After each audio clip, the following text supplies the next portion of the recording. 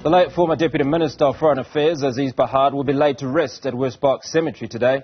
Pahad will be honoured with a special official Category 2 funeral as declared by President Cyril Ramaphosa. Our reporter Juniour Khumalo joins us live from the Pahad residence in Saxonwold.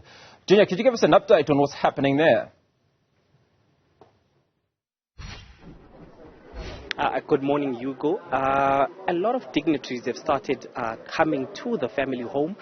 The Premier of Gauteng, Panyaza Lesufi, is one of those who has arrived. We also saw the former First Lady Zanele Mbeki also coming to the family home, and a whole lot of other family members as well as former colleagues coming to pay their last respects. But as we know, Mr. Pahad did not only play a crucial role in terms of international relations, as he was the longest serving Deputy Foreign Affairs Minister, but he also played a crucial role within the ANC itself. He was exiled in 1964. He went to the UK, where he spent a lot of time campaigning against the apartheid government.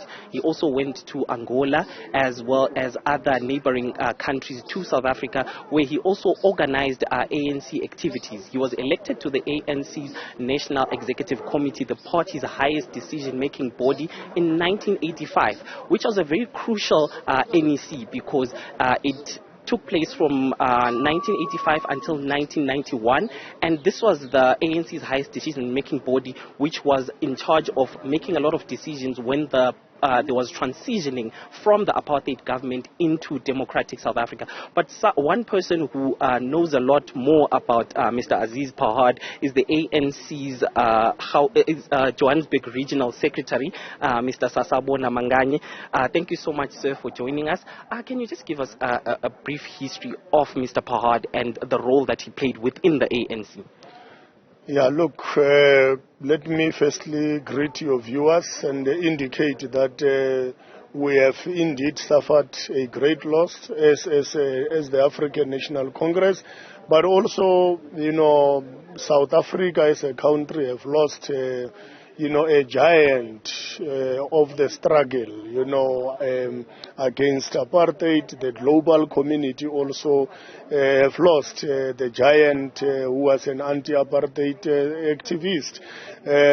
He started to be involved in the struggle at a younger age through your Transvaal Indian Youth Congress. He joined the African National Congress Youth League, during the early 50s, when the Youth League have rejuvenated the African National Congress and they ensured that the ANC adopt a defiance campaign that have made the ANC to become a mass-based movement which confronted the apartheid regime during those particular years. And indeed, later on, he went out of the country in Europe, where he continued with his activism against apartheid, and many other countries, even within Africa.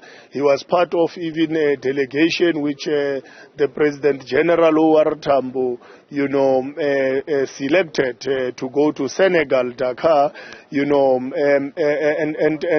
and you can imagine that if you are even trusted by President General O.R. Tambo, that reflect the kind of a leader that he was. He was not only the leader of the African National Congress, but he was also the leader of the South African Communist Party.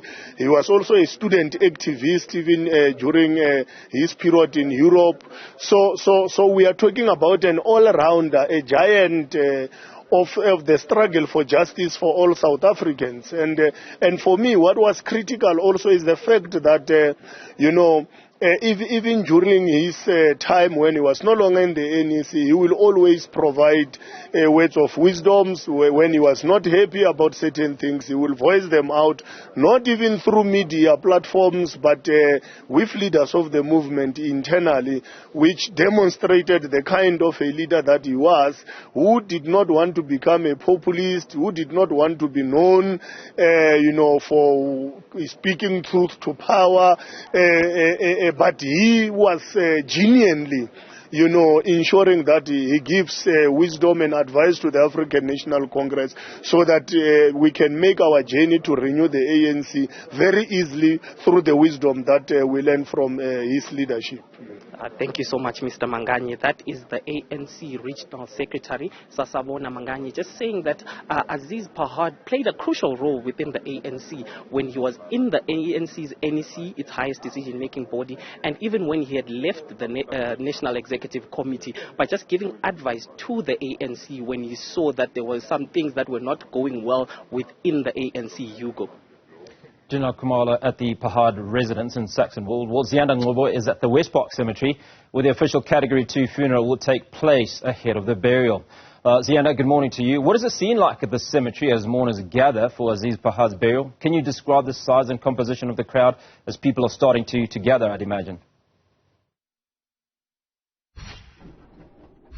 Well, Hugo, preparations are well underway for the start of the program at 10 o'clock this morning. We understand that, the family will be making their way from the Saxonwold home any moment from now. But I can tell you that, of course, because of the South African Police Service ceremonial elements that will be forming part of this Category 2 special official funeral, there are some rehearsals that are currently underway, and you can already see that the stage is set. Perhaps maybe I should just step out of shot to show you what is currently taking place. But certainly the state having a little bit more time in terms of being able to prepare. You'll remember that it was just in July when we were here for the burial of the brother of Aziz Pahad, that's Esau Pahad, who passed away and was buried immediately as per Muslim burial rites. So there was a bit more time in this aspect for the setup. As you know, he has to be buried before the sun sets, and he will be buried according to Muslim burial rites. Ziyanda Ngcobo, appreciate your time speaking to us from the cemetery where the funeral will take place later on this morning. Thank you to you both. We will be catching up with you as the morning progresses.